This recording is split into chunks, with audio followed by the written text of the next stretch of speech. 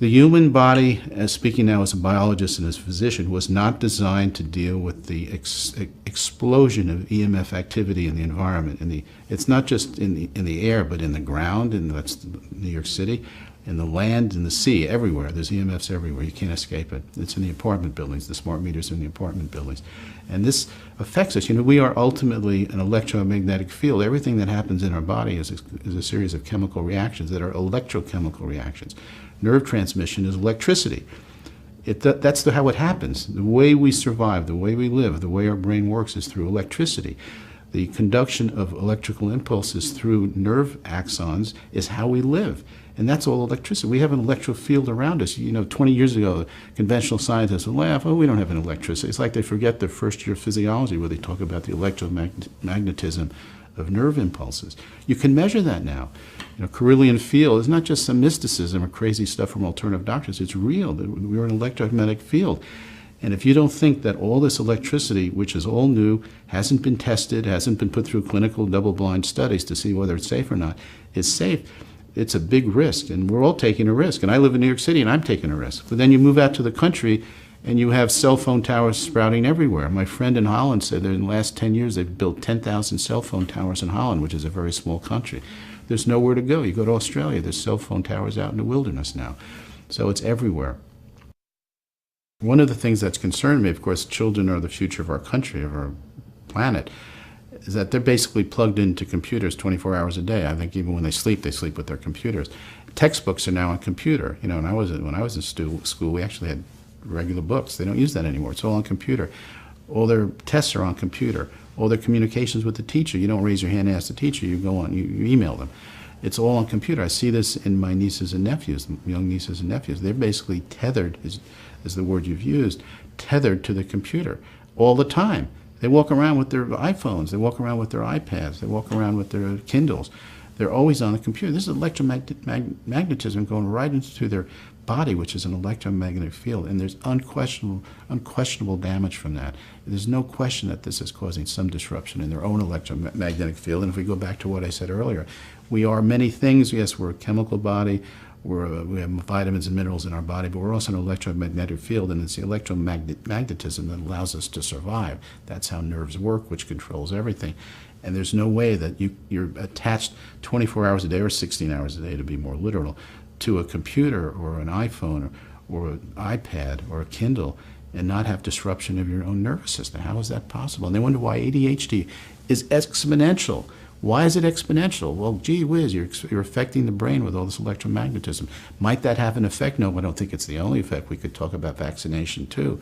But unquestionably, when you're disrupting the electromagnetic field around a child who is very vulnerable, whose brain is still growing right up until they're like 21 years old, the effect cannot be positive. No one is going to convince me that the synthetic, high-dose electromagnetic assault on the human body in someone who's 8 years old is a good thing to the nervous system, which is a very delicately tuned magnetic field itself. It's just interruption. There's all kinds of disruptions, and it's going to cause long-term problems. And ADHD is going through the... Why is ADHD going through the roof? Look, when I was in school, I don't know anybody that had ADHD. I mean, kids would be kids, and there would be fights among the guys, and we played volleyball rough and all. But no one had ADHD and that kind of thing. I didn't know what autistic was until I went to medical school. Even then, when I was in school, we got 5 minutes on it. Now, 1 out of 50 1 out of 50 boys has autism. ADHD is so common, it's considered normal. And their answer, of course, is to drug it. Well, what's the component with ADHD, this attention deficit hyperactivity disorder, with EMF exposure? I think it's certainly a major contributory factor. Why is it suddenly going up? If you look at the increase in ADHD and the increase in autism and the increase in EMF activity, there's a little lag time, but the curves are almost parallel in terms of the increase in the disease and the increase in use of these, I would call them dumb technology, not smartphones, dumb phones, because of what they do. Absolutely, I think this is going to be a catastrophe. It's already a catastrophe in the making now. And what we need to do is find some way to salvage the kids that haven't been so permanently damaged and try and repair the kids that have been damaged, which I believe is still possible because the human body is so malleable and so resilient when you give it the right things it needs and protect it from the things it doesn't need. So absolutely, We've got to learn how to protect our children. There are things that can be done to, not have smartphones in schools, for example, and try and encourage kids to minimize the use. They're encouraging them to maximize the use because it's convenient, and I think it's all the with it technology that everyone needs. But try and minimize and at least discuss with the kids that there are potential dangers to these things. And I think that would be a first step. Kids have to do homework, although I understand some schools now they're even not going to have homework. But homework is a good thing. You go home, you relearn the lessons from the day, so it really sinks in your brain. I think kids have to do the homework about learning about EMFs. What is more important to any of us than to learn what we need to do to maintain optimal health? If you don't have health, you have nothing. If you don't have health, you don't have a future. Even if you don't die, if you don't feel well, you can't produce the way you'd want to, you can't achieve the way you want to, you can't succeed in your career, you can't do the things you want to do, you can't be as creative as you want to be. Without good health, that's the first foundation for any happy life. You have to have good health, and that's so obvious. And children have to be, in school they never discuss what you need to do to be healthy, although I understand now they're starting to talk somewhat about diet and healthy food and not eating junk food, or they seem to get even that wrong. But they don't discuss EMFs as far as I can tell. I don't have kids, but from my nieces and nephews, I haven't heard too much about that. The kids really, parents need to get involved, because if it doesn't come from the parents, it isn't going to come from the schools. The schools are bureaucracies. They're very happy to let sleeping dogs lie and not discuss these issues. Parents have to get involved. They have to become active the way they have in the past over other issues.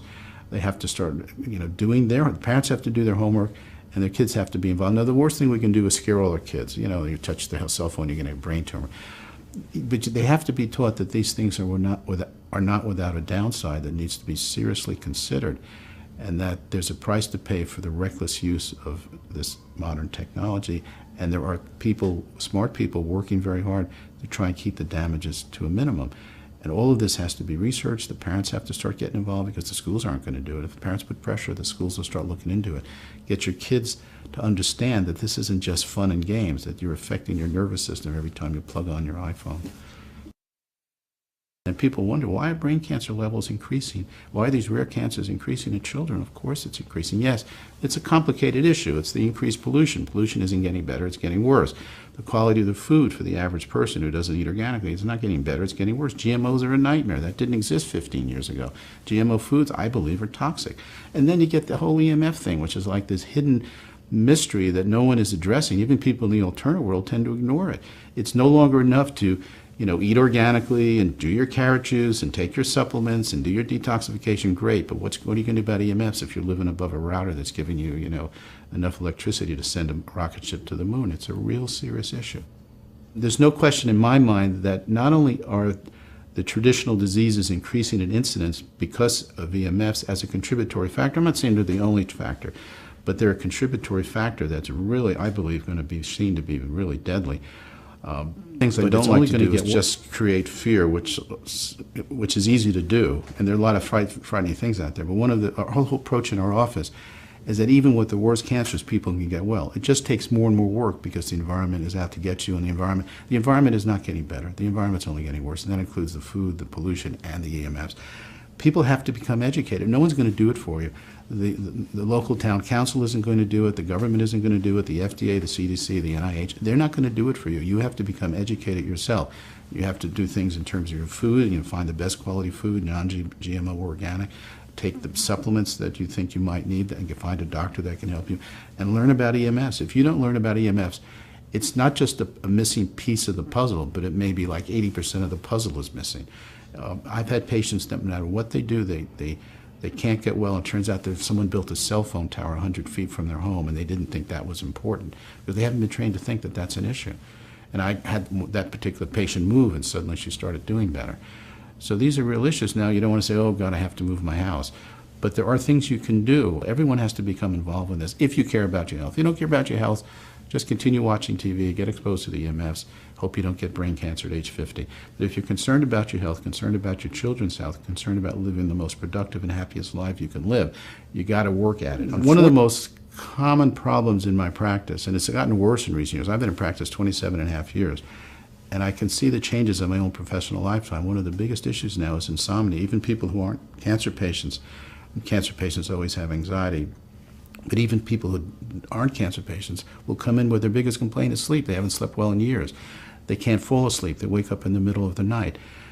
And melatonin is produced in the pineal. It's a wonderful hormone that's derived from the amino acid tryptophan through serotonin. It's very complex, but it's a wonderful hormone that's basically the sleep hormone that sets the sleep cycle in humans, and it's really very, very critical. And one of the problems with EMFs that I found, and I believe this to be the case, seen some research, is that EMFs disrupt melatonin, which shouldn't be that surprising. You know, the pineal, which sits in the middle of the brain, is a very small gland, but that's where melatonin is produced. And it's very responsive to light. I mean, it actually operates based on light. When the sun sets, normally, you know, we're designed that when the sun sets, we should go to bed. The pineal starts pouring out melatonin, and melatonin has a sedating effect. Not only does it have a sedating effect, it has a documented anti-cancer effect. In fact, there are clinics in Europe, conventional clinics, that will use 40 up to 80 milligrams of melatonin a day. A normal dose for sleep might be 1 or 2 milligrams. They're using high-dose melatonin effectively to treat cancer. It not only has a cancer protective effect, which has been documented particularly for things like breast cancer, but it has an anti-cancer effect and is being used in treatment regimens for cancer. Now, one of the problems with EMFs is it disrupts the pineal. And again, it shouldn't be surprising because the pineal is light responsive. Light is an electromagnetic energy. That's what it is.